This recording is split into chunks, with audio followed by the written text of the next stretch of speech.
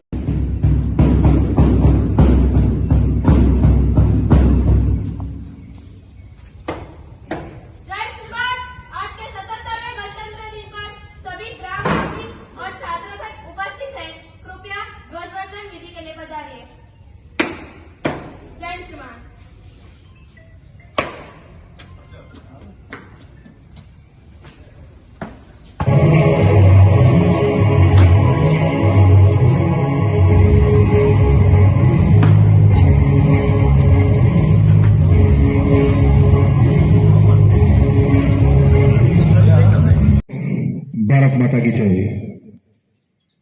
આજના આ 77માં ગણતંત્ર દિવસમાં તમને સૌને શુભેચ્છાઓ. મુજને નથી મંજૂર કે નીચું મસ્તક મારું હોય, પણ મંજૂર છે તિરંગો સૌથી ઊંચો મારો હોય. પ્રજાસત્તાક દિનના આ દિવસે ગણતંત્ર દિવસમાં આપણે આઝાદ ભારતની જે હવામાં શ્વાસ લઈ રહ્યા છે, અત્યારે આપણી વચ્ચે મુખ્ય મહેમાન તરીકે ઉપસ્થિત છે ચેતનભાઈ ગોરધનભાઈ પટેલ. LICમાં નિવૃત્ત થયા છે. એમના વિશે એવું કહી શકાય, और जिंदगी के बाद भी, जिंदगी के साथ भी और जिंदगी के बाद भी, આ LIC નો સ્લોગન છે અને એમણે એમના જીવનમાં ચરિતાર્થ કરી દીધો છે. એમની રહેલી છે અને આ જ શાળાના વિદ્યાર્થી છે. એટલે આપણને વધારે આનંદ થાય કે આ જ શાળાના વિદ્યાર્થી જ્યારે આપણી વચ્ચે ઉપસ્થિત છે અને ધ્વજારોહણ કાર્યક્રમમાં ભાગ લીધો છે અને એમના હસ્તે જ્યારે ધ્વજારોહણ થાય ત્યારે ખરેખર ગર્વની લાગણી ઊભી થાય. મારા રણેલી કેળવણી મંડળના પ્રમુખ શ્રી સંજયભાઈ, નિલેશભાઈ, કરણ અને ગામના પ્રથમ નાગરિક એવા અતુલભાઈનું પણ હું હાર્દિક સ્વાગત કરું છું. મારા તમામ NCC અને NSSના દીકરા દીકરીઓનું હું સ્વાગત કરું છું. ગ્રામજનો જે ઉભા છે એમનું પણ હાર્દિક સ્વાગત કરું છું. સમગ્ર ટીમને તૈયાર કરનાર મારા વાલા દીકરા દીકરીઓને તૈયાર કરીને જે અત્યારે આબેહૂબ આપણે રાષ્ટ્રીય પર્વ ઉજવવા જઈ રહ્યા છે એવા તમામ મારા વાલા સાથી શિક્ષક મિત્રોનું પણ હું આ તબક્કે સ્વાગત કરું છું.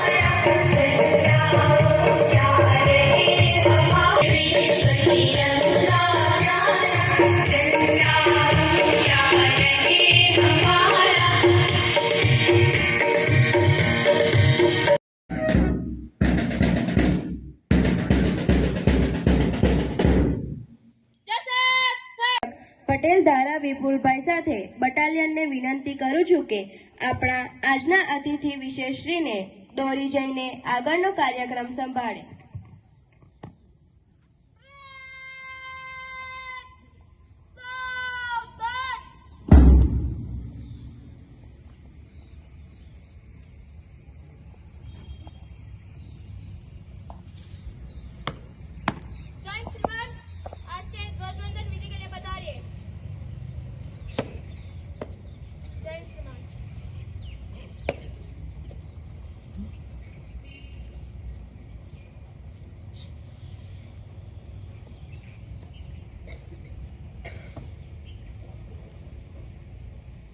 एक साथ वंदे मातरम गीत शुरू करेंगे. शुरू कर. वंदे मातरम वंदे मातरम सुजला सुफला मलयज शीतला शस्य श्यामला मातरम वंदे मातरम शुभ्रज्योत्स्ना पुलकिते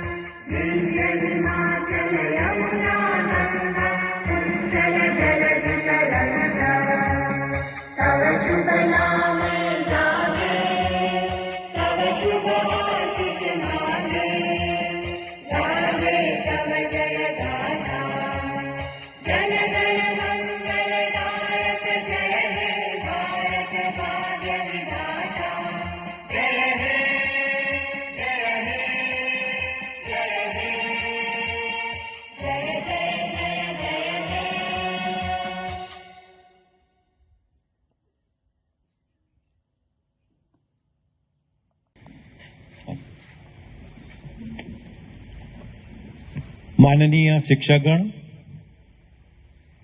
ગામના સરપંચ, રણોલી કેળવણી મંડળના પ્રમુખ તેમજ તેના સભ્યો, ગામમાંથી પધારેલ અન્ય કોઈ તેમજ મારા વાલા વિદ્યાર્થી ભાઈબંધ મિત્રો, આજે આપણો 77મો સ્વાતંત્ર્ય દિન છે.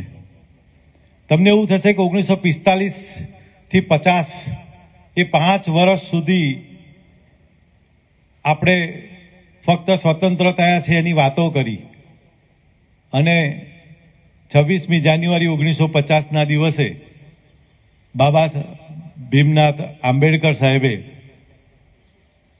આપણને એક સરસ મજાની લાઈન દોરી આપી, કાયદા કાનૂન આપ્યા. એટલે આપણને શું મળ્યું? સ્વતંત્રતા મળી. એ દિવસથી આપણે સ્વતંત્ર ભારતીય નાગરિક બન્યા.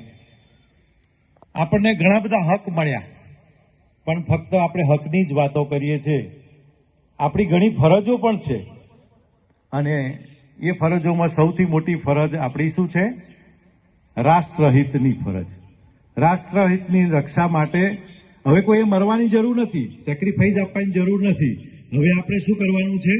હવે આ દેશને, આ રાષ્ટ્રને મજબૂત કરવા માટે આપણે બધા જાણતા જ હોઈશું કે હાલમાં ભારત સરકાર દ્વારા સમગ્ર ભારતમાં માર્ગ સુરક્ષા સપ્તાહ અભિયાનની ઉજવણી થઈ રહી છે. ત્યારે સ્વાભાવિકપણે આપણને પ્રશ્ન થાય કે આ ઉજવણીની જરૂર શું પડી? શા માટે આ ઉજવણીની અભિયાનની જરૂરિયાત ઊભી થઈ? શા માટે રોડ સેફટી અંગે જનજાગૃતિ અને શિક્ષણની જરૂર ઊભી થઈ? શા માટે શપથ લેવી પડે છે? તો બહુ દુઃખ સાથે જણાવવું પડે છે કે એક અહેવાલ મુજબ રોડ અકસ્માતમાં લોકોના મૃત્યુના કિસ્સામાં સમગ્ર વિશ્વમાં ભારત પ્રથમ ક્રમાંકે છે. ભારતમાં દર વર્ષે અંદાજે 1.5 લાખ કરતા પણ વધારે લોકો માર્ગ અકસ્માતમાં પોતાનો જીવ ગુમાવે છે. સલામતી માટે સંકલ્પ કરું છું કે હું હંમેશા ટ્રાફિકના નિયમોનું પાલન કરીશ. હું હંમેશા ઝીબ્રા ક્રોસિંગ પરથી જ રસ્તો પાર કરીશ. બાઇક કે સ્કૂટર પર બેસીશ ત્યારે હેલ્મેટ જરૂરથી પહેરીશ. ડ્રાઇવિંગ લાયસન્સ વગર ક્યારેય વાહન ચલાવીશ નહીં. ન તો મોબાઈલ વાપરીશ, ન હેડફોન લગાવીશ. હું સ્કૂલ બસમાં ઉતરતી વખતે શાંતિ અને શિસ્તથી લાઈનમાં રહીશ. હું રસ્તો ક્રોસ કરતા પહેલા જમણી, ડાબી અને ફરી જમણી બાજુ જોઈને જ પસાર થઈશ. હું મારા મમ્મી પપ્પાને પણ હેલ્મેટ અને સીટ બેલ્ટ પહેરવા આગ્રહ કરીશ. જય હિન્દ.